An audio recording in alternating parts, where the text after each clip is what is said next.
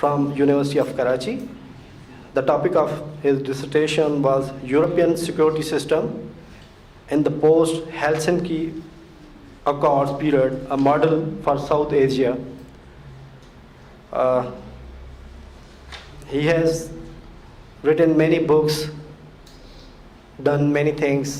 His profile is so long. If I will talk in detail, then it will take several minutes. So without wasting any time, I would like to request our Vice President Academics and HR, Sir Imtiaz Qazi Saab, to please come on the stage and welcome our honorable guest.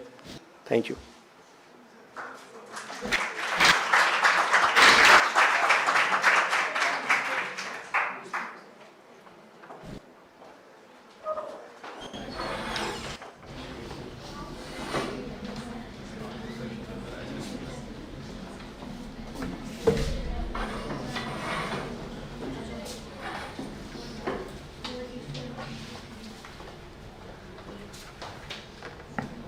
Dr. Riaz Sheikh has the tendency to invite people to talk on those issues after which the speaker is not sure whether he would reach home alive or not. I am not an intellectual, I am a simple student, and therefore if my talk is a bit incoherent and shallow, forgive me. Enlightenment, as we all know, means breaking away from archaic, antiquated traditions and moth-eaten dogmas and regressive policies. When you break away from them, that is enlightenment. And people say that it actually started in 18th century by French philosophers who gave this concept. And as we all know, French Revolution was the harbinger of all these things. We all know from little knowledge of history that Europe, after medieval ages, came to the age which is called the age of reason. And it is only when the reasoning started, when the people started asking why, how is the way humanity progressed. And from then onwards, as we all know, Europe progressed in leaps and bounds and is still far ahead of the rest of the world. The regression and the antiquated culture, cultural norms can be social norms, can be cultural norms, and most important,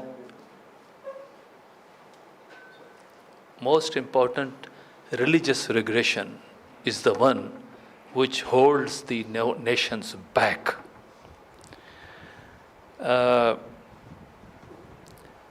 Social regression, cultural regulations, one manifestation is honor killing. What is honor in it? Killing a boy and a girl for marrying on their own accord is a beastly affair. There is no honor in it. In the same manner, in our country, talking of population planning is something which is religiously considered a taboo. What is taboo about it? We are sitting on a ticking time bomb with a huge population and we can't talk about it.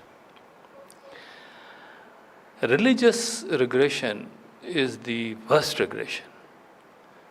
Take recently the case of girl in Lahore who was wearing this Arab, halwa written on her, this thing, and there was this mob of mad people who wanted to lynch her.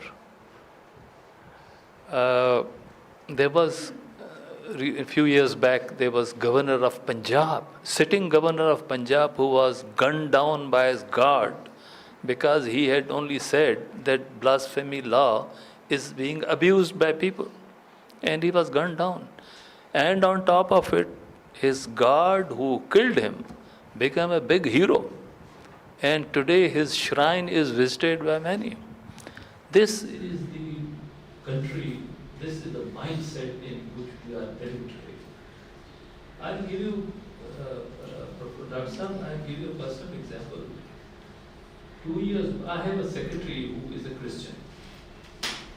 And that girl happens to be a friend of my daughter. So when Christmas came, I went to a shop, a cake shop, and ordered a cake. And I asked them to write Merry Christmas, Sophie, from my daughter's name. And the shopkeeper simply refused.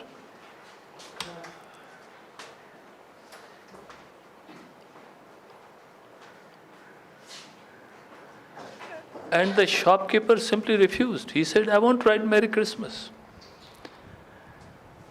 To my great amazement, I said, why? He said, we are not allowed. So what I did was, I went on the Facebook and I wrote the whole story. And there was a storm of indignation and abuses that people got. And it made me very happy. So the issue is how to get rid of this mindset. This is the point.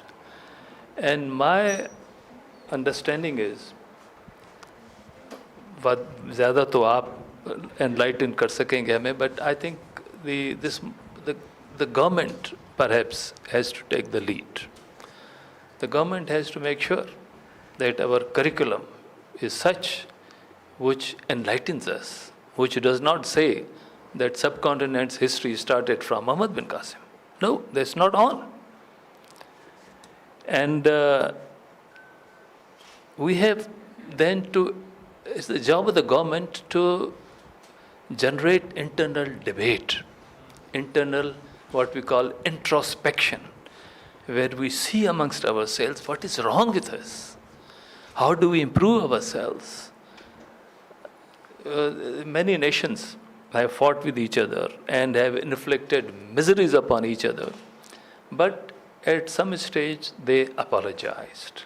They said, we are sorry for what we did. Can we apologize from Bangladesh today? Can we do that? We can't. Anyway, so Lal Sahab, thank you very much. We would listen to you, of course, and would learn a great deal from you. But thank you so much for being with us and sharing these thoughts with our youngsters. And it is for the youngsters to make sure that we get rid of this regressive and antiquated mindset.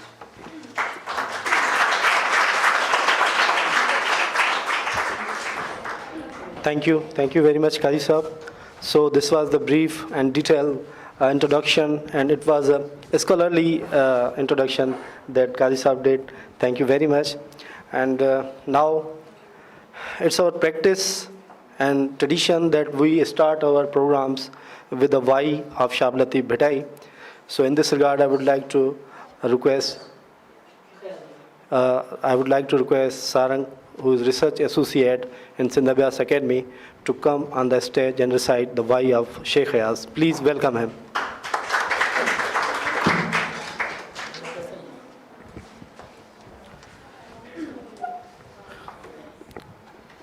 ये Y नहीं गज़ल है अयाज का।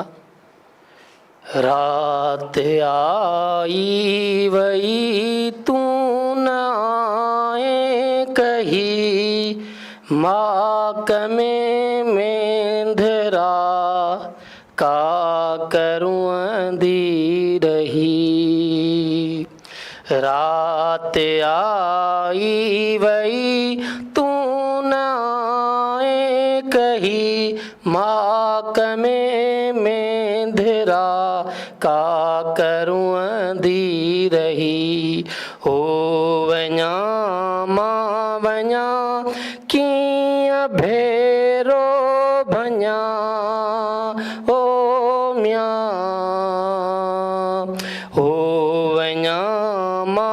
भञा किया भेरो भञा सिजवी दोलही पेरवींदा रही सिजवी दोलही पेरवींदा रही सांवरा तो सिवा छावरा छाकबा ओ म्या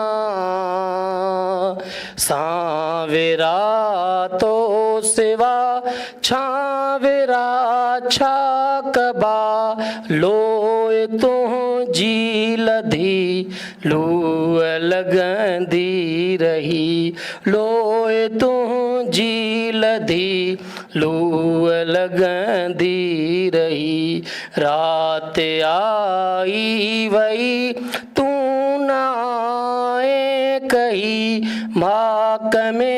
में धरा का करूं अंधी रही सिर आज़ज दिनो कह न जा तो तछो म्या सिर आज़ज दिनो कह न जा तो तछो रत अड़िय ताओ सिंध ॾिसंदी रही रत अड़िय ताओ सिंध ॾिसंदी रही रात आई वही तू नाए कही माक में धरा का करूं अंधी रही माक में धरा का करूं अंधी रही माक में धरा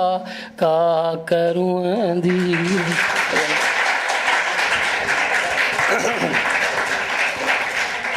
Thank you very much, Sarang. I would like to translate a few verses that Sarang recites. It was a beautiful vibe from Sheikh Ayaz's poetry, best collection. The translation of first two verses is that, my beloved had not returned. Oh, my Lord, my beloved had not returned. The night had passed away. The sun rise again early in the morning, but my beloved had not returned. So, thank you, Sarang.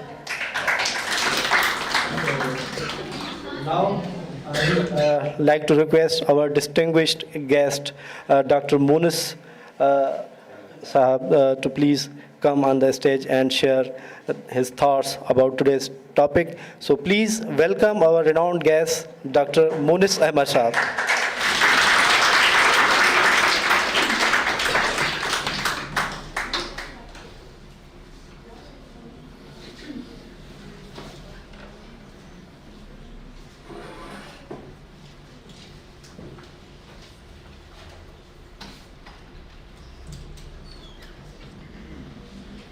Thank you very much. I'm highly honored to be here. SZABIST. Dr. Riyaz Sheikh Sahab, he was kind enough to extend an invitation to deliver a lecture. And Qazi Sahab has, आपका पूरा नाम जो है? Imtiaz Qazi Sahab has, in his brief address, talked about enlightenment. Now, it reminds me, not enlightenment, but there are two things which are not related to what I will spell out, or I will discuss today. In coming 25 minutes. The first is that this is my second visit to SZABIST. I first came here, that was in April 2020. I had an appointment with Dr. Javed Lagari, who at that time was the head of SZABIST, when SZABIST was formed. And then I was surprised that this place has mushroomed. There was only one building in 2020. And now I was told that there are 7 or 8 buildings, 9 buildings. The second thing which reminds me that today is 7th of March, right? So 7th of March, two things, when elections were held in Pakistan, National Assembly elections, March 7th, 1977. The second thing is that on 7th of March, I gave a talk on Bangladesh and Pakistan from conflict to cooperation. That was on March 7th, the Department of International Relations, University of Dhaka, Bangladesh, where I was a visiting fellow, Asia fellow. And Dr. Imtiaz Ahmed, he was the chair of the department. So he said that you are giving a talk on March 7th, and we remember March 7th because in Racecourse Ground in Dhaka, Sheikh Mujib, he gave his address. Huge gathering. 500,000 people, million people were there. It was on March 7th. Now, coming back to the topic, the book which recently was released by the Routledge Press, UK, The Challenge of Enlightenment, Conflict, Transformation and Peace in Pakistan, recently released by Routledge Press, Taylor and Francis. Its South Asian edition has been released on the occasion of International Book Fair in New Delhi, which was held in February.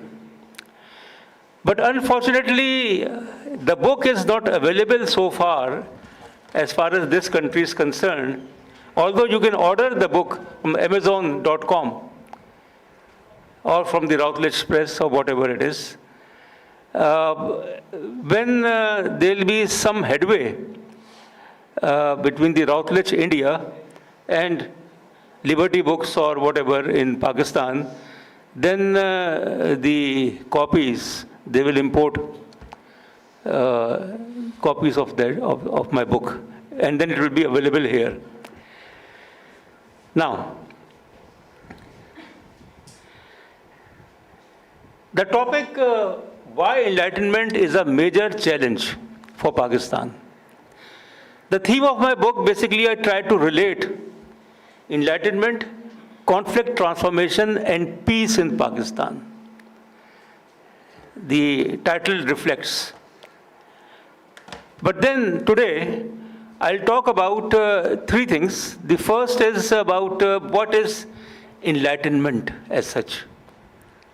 We have different conceptions about enlightenment. How it evolved, why it evolved, its implications. The second thing that what is the problem as far as Pakistan is concerned? And not only Pakistan, the whole Muslim world, you name it. The culture of ignorance,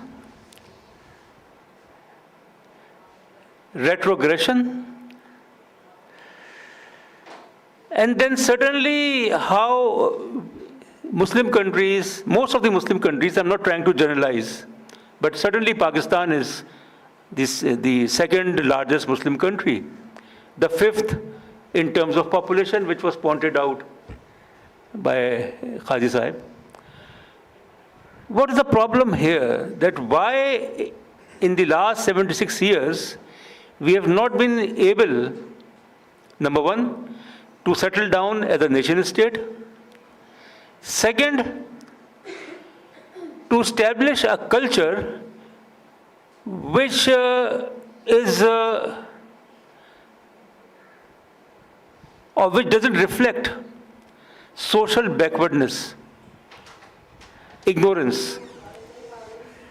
As Immanuel Kant, a very famous Prussian philosopher, he basically argued that enlightenment is against immaturity, is against ignorance, is against a retrogressive mindset. Mindset is very important. The third thing, is there a way out for this country to effectively deal with some of the major challenges which we are facing? It starts from intolerance, and then from intolerance to extremism, from extremism to violence, radicalization of youth, and then terrorism. So when the culture of Pakistan, which is still, whether we agree or not, whether we like it or not, we have to be pragmatic, we have to be realistic or rational in our thinking, that Pakistan is still a feudal state. Still. The mindset, authoritarian mindset. Now, when we talk about enlightenment, it's very simple. Basically, Ferdinand Schivel's book, which we read long time back, almost 40 years ago, while studying European history, a history of modern Europe, in which there was a chapter on enlightenment, the age of reasoning, 17th century Europe. The time when Europe was after 1492, when Columbus discovered America. The process of reformation, geographical discoveries, the process of Renaissance, geographical discoveries, reformation, counter-reformation, and then colonization, imperialism, industrial revolution. 500 years of the process, starting from the age of reasoning. At that time, the Muslim countries, or the Muslim empires, so-called Muslim empires, Ottoman Empire, Mughal Empire, you name it, they were not interested, neither in research, nor in discovery, or pursuing an approach which can open the minds of people, or the process of research in the Muslim world. They had closed, they had not even allowed printing press. The Ottoman Empire refused. So at the time when Europe was coming up, the Muslim empires were going down, which culminated into the age of colonization and imperialism. Some of the things which basically triggered enlightenment in Europe and also in other societies, unleashing the process of innovation, discovery, moderation, reasoning, critical thinking, individualism. It's my life. You have no right to interfere in my affairs. Whether I follow this religion or this culture or that culture, it's none of your business. Individualism. Modernization. And then suddenly, the problem is basically that in our part of the world, modernization is equated with westernization. कि मगरब जो है उसको आप follow कर रहे हैं, तो वो जदीदियत है, मॉडर्नाइजेशन है. Now, so therefore enlightenment emerged as a movement in Europe at that time. 17th century, 18th century, 19th century, 500 years of the process. And then who can forget geographical discoveries? That the European, empires which emerged, French Empire, British Empire, Spanish Empire, Portuguese Empire, Dutch Empire, British Empire, later on German Empire, Italian Empire. These empires basically, they were able to establish their control. Almost the whole of Africa, most of the parts of Asia, Latin America. So therefore, we also became a British colony or a European colony. Now, let me move on to Pakistan. What is the problem here? Having discussed briefly about enlightenment, we cannot replicate what was going on in Europe or what Europe is today or the West is today. They have their own issues, they have their own problems. The culture of populism in the West is a major threat as far as enlightenment is concerned. I'm not talking about Donald Trump or the Golden Dawn in Greece or in France, the nationalist party over there, or AFD in Germany. That's a threat. But in case of Pakistan, which is the world's 5th largest country in terms of population, the only nuclear state in the Muslim world, but still we have not been able to settle some of the issues.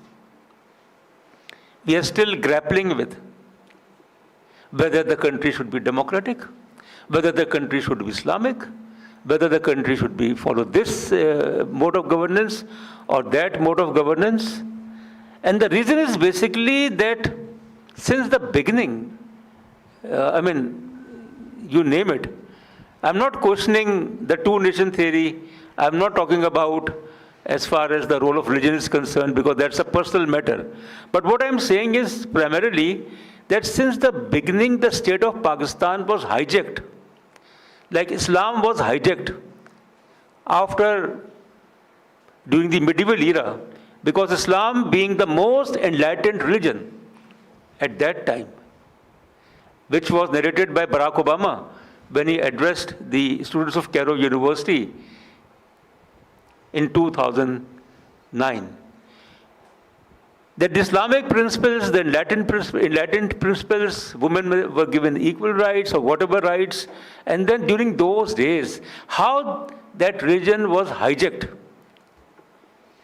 And the very notion, the concept of ijtihad, that you have to think, you have to, rationalize, that was gone. And this religion was hijacked by the clergy, nothing to do with the realities. So that basically degenerated not only the religion, but also as far as Pakistan is concerned. So what is the issue? The issue is primarily that what I have gathered after several years of observation and studies, that we have not been able to become a knowledge-friendly society. It's not a rhetoric, it's a reality. It's not a knowledge-friendly society. Reference was given to Mumtaz Qadri, who gunned down his boss, the governor of Punjab. I would like to refer to Mashal Khan, a young student at Abdul Wali University, April 2017. How he was lynched, all in the name of religion. So the reason is basically that it's not a knowledge-friendly society. Ignorance, and then the culture which exists, the culture is socially backward. And I think the elites, whether you have the elites,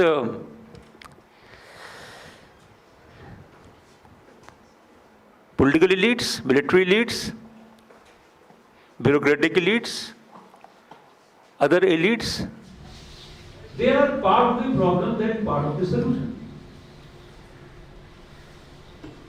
they have not been able to give due emphasis as far as proper education is concerned. There cannot be enlightenment in Pakistan. A major challenge for Pakistan is the lack of purposeful, useful, thoughtful education, which can open the minds of people. I'm not talking about SZABIST or LUMS or IBA or GIK or other, private or whatever, universities or the A levels and O levels. What about 25 million children of Pakistan who are out of school? So the elites of Pakistan, the majority of, the bulk of that elite is the bureaucratic elite and the military elite, the political elite, even the religious elite, the nexus between. How that nexus has worked at the expense of the people of Pakistan, to keep people of Pakistan backward, socially backward, politically backward, culturally backward. Look at the conditions of state-owned schools, colleges, and universities. If you go there, if you have the experience. I have taught over there for decades and decades. So that culture has basically created a class, and that class, which is called per se as a privileged class, is not ready to relinquish its control over power. Now, couple of things. When you talk about the educational system, which is a major requirement for an enlightened culture. Enlightened culture is a culture where reasoning, rationality, science, research, reading, these things are, or such things matter.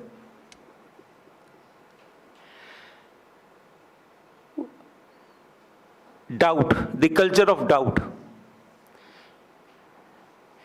Look at the government, state-owned schools, madrasas. Don't forget that. How madrasas, they are being run by the clergy. And the opportunity which they should have utilized by inducting or inculcating knowledge about the world, about everything, they are not doing their job. So primarily it's a situation in which I think 250 million people of Pakistan, they are bogged down, and that has led to frustration, anger, antagonism as far as the youth is concerned. The youth bulge of Pakistan, 60% like you people. What is the future of youth? Unless they are provided with the opportunities of better education, better employment opportunities, and it is the job of a state. The state has been collecting taxes, all sorts of taxes. It's not only income tax. We pay tax on every item. They increase the prices of petrol, gas, electricity every month, every week, or after 2 months. And there is no control over prices. So what I'm saying is that there is no comparison. There is no as such comparison per se as far as the West is concerned or Pakistan is concerned. But the fact is basically that there are 6 main pillars of enlightenment, which this country badly needs. First is reasoning. how reasoning helps people. A mindset which is not devoid of reasoning. You have to argue. You have to give the reasons. If an incident took place in Ichara, Lahore, where a lady was harassed because she was wearing a dress, Arabic dress, and the mob was about to lynch her, and she was rescued. There are, hundreds and hundreds of incidents every day in this country, reported, unreported. So the lack of reasoning, someone has asked, it's a very good topic of research to interview people who were after that lady. Why you want to attack her? No answer, no plausible, reasonable answer, nothing. Just emotionalism. Second is pursuit of knowledge. Because knowledge is power. Knowledge is power. Don't waste your time. Don't waste your time. Time is money. Knowledge is power. The more knowledgeable you are, and it's not only information, but how information is transformed as knowledge. The third thing is science. It is said that religion and science cannot be compatible. That may not be true. Science basically is based on reasons. You have to rationalize it.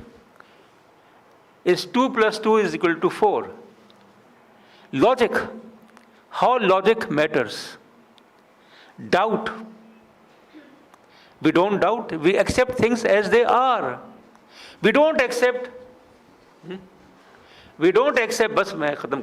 We don't accept why they are, why and how.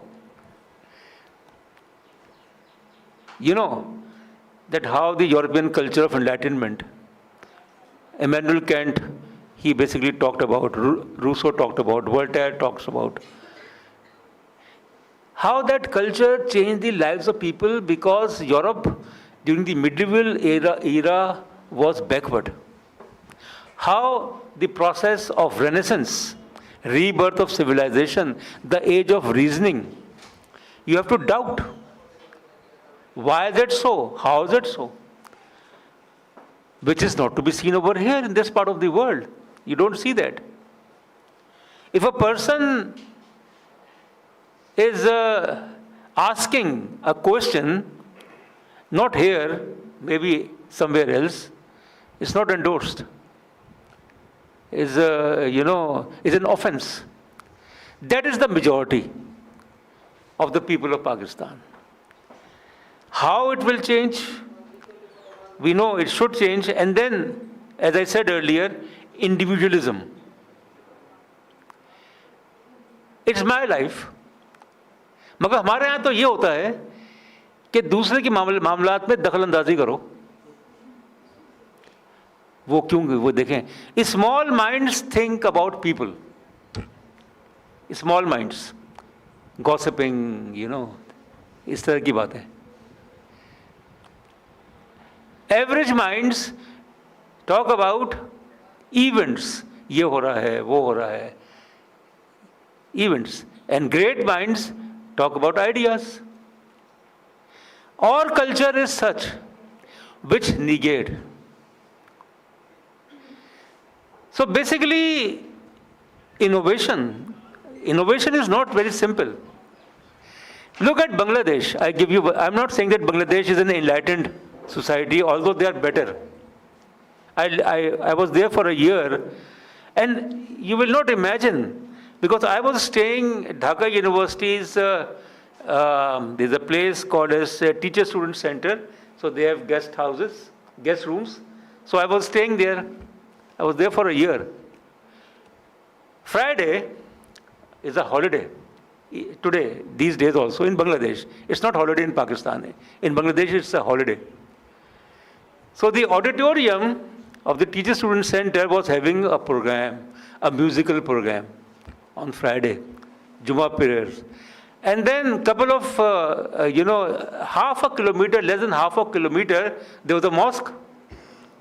So people were going to the mosque. जिनका दिल चाह रहा था वो बदले जा रहे हैं, जिनकी था इबादत पे, और जो लोग उसमें थे ऑडिटोरियम में वो वहाँ थे. There was no interference, tolerance.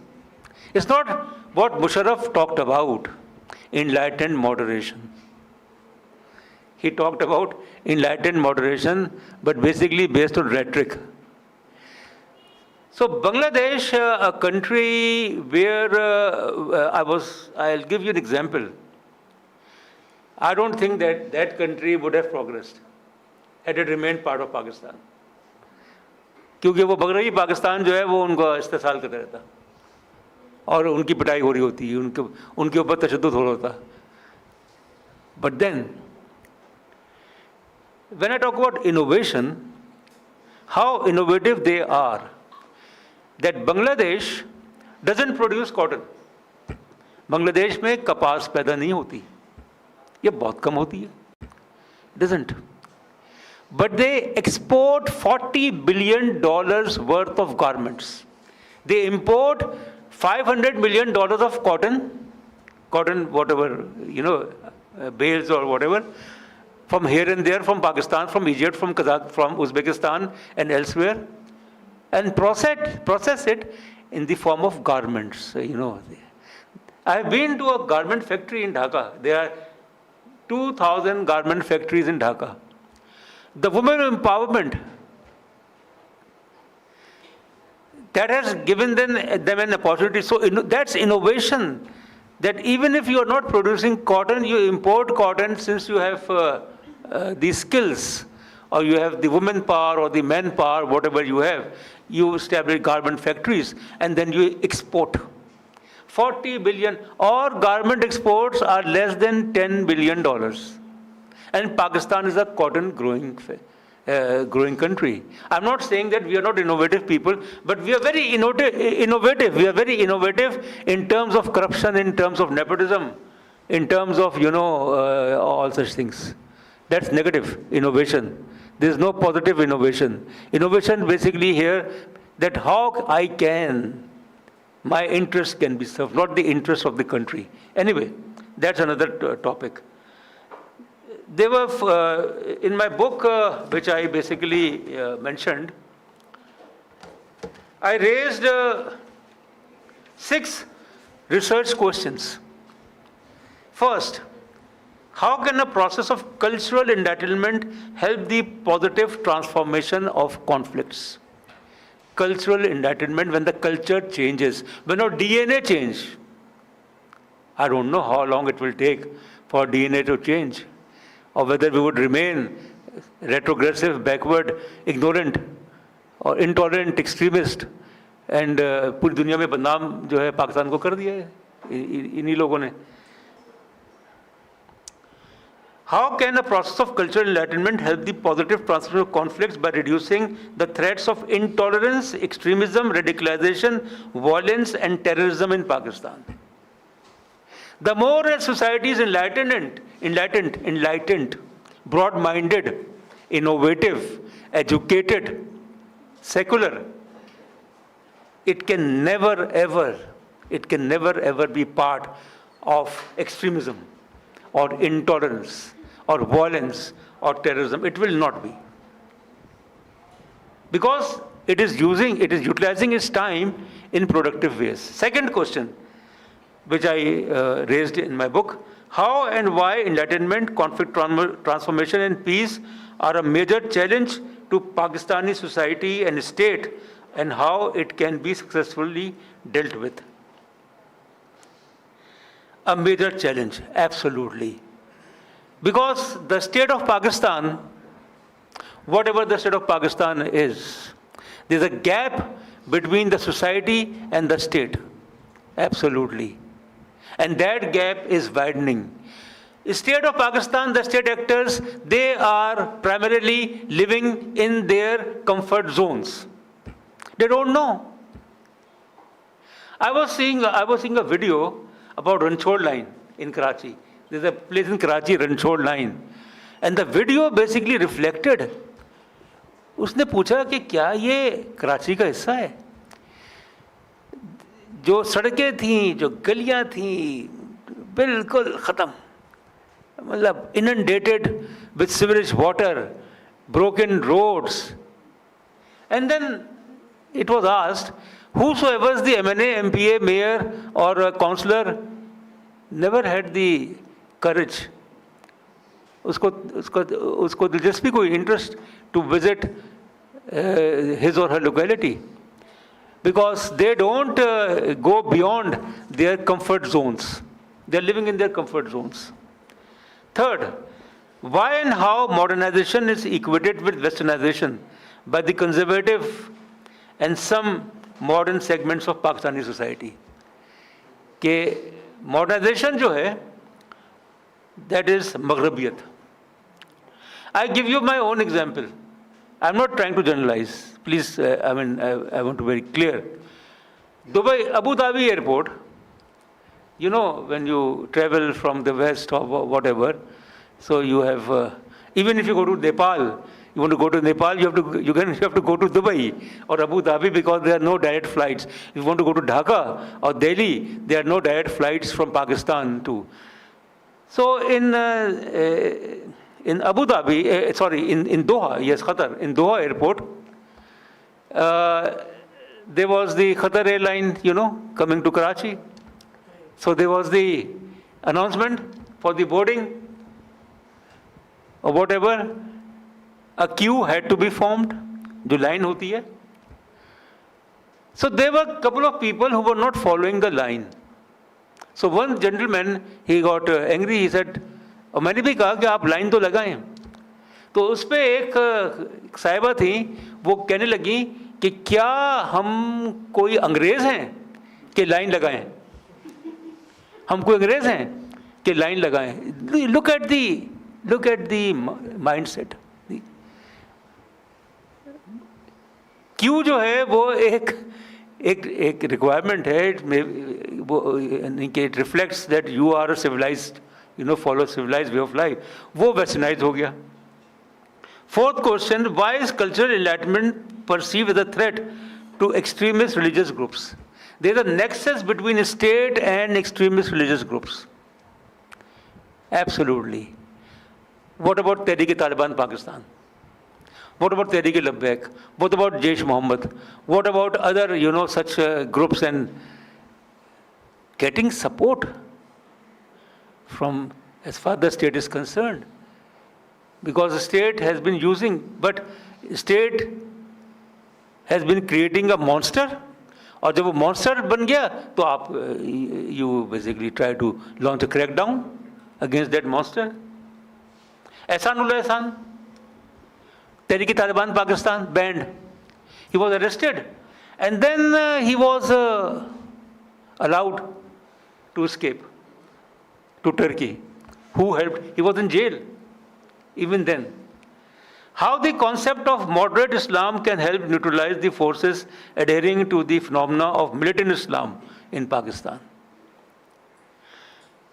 Till the time religion is hijacked by a segment of clergy which wants to manipulate and monopolize religion, Pakistan can never ever become a moderate Islamic state. No, it's not possible. Finally, final question was, what are the major impediments in Pakistan to establish a culture of enlightenment, and how these could be removed? I think we are all responsible.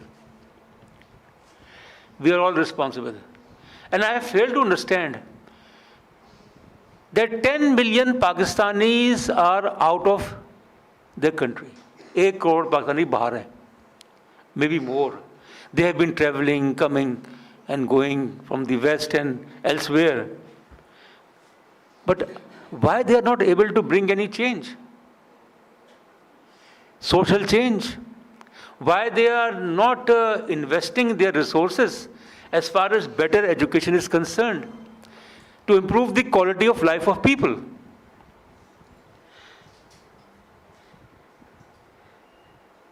So to sum up, I think we have a long way to go. बहुत लंबा सफर है, long way to go. There is, इस मुल्क में किसी चीज़ की कमी नहीं है. We have resources, we have hard-working people, we have people who are energetic, energy, but it is the wrong hands. गलत हाथों में वो. The leadership. Till the time the leadership is not interested, whosoever that leadership is, until the time that leadership pulls the strings from behind, pulls the strings, we cannot expect any social change in this country. So there are some of the requirements as far as the challenge of enlightenment is concerned. The first is the political will, कि जज्बा जब तक ना हो. Second is determination, that we are determined. Third is clarity. How clear we are, we should not be confused. We are confused in most cases. Positive mindset. Positive mindset which tries to think positively. Process of early social learning, which is basically, it starts from the kindergarten and from the schools. All the children of Pakistan, this thing will automatically be resolved in coming 20-25 years. It will take 25 years. Although we don't have time, 25 years for this country to get better. That free and compulsory good quality education to all the children of Pakistan from primary till high school. That is the responsibility of the state. From primary till high school. That there has to be an investment. And then you will see the results after 20 years, which will change the DNA. Of course, a quality education will not teach ignorance, will not teach orthodoxy, will not teach corruption, nepotism, adhering to the rule of law. Civic sense, basic education. That is how Japan and Germany, these two countries, were destroyed during the Second World War. How there are many other examples that they were able to get over. And then, of course, creative and an innovative thinking. Creative and innovative thinking cannot evolve without an effort.